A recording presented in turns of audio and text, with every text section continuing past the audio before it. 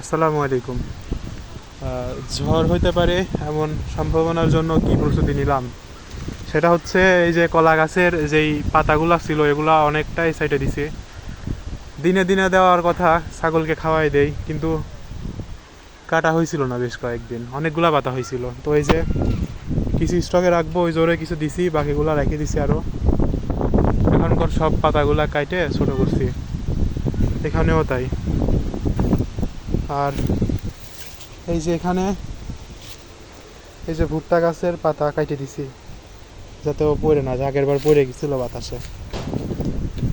আরও এখানকার কলা গাছে তো পাতাই নাই, কেবল লাগাইছি।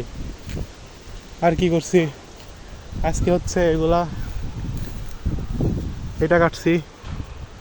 আর আর কিছু কাটি নাই, ওই পাশে কিছু গাছ সাইডে দিছি। অনেক বাতাস হচ্ছে, বৃষ্টি হইলে লাভ, ঝড় হইলে ক্ষতি হবে, আমাদের ঘরে চাল টাল উড়ে যাবে।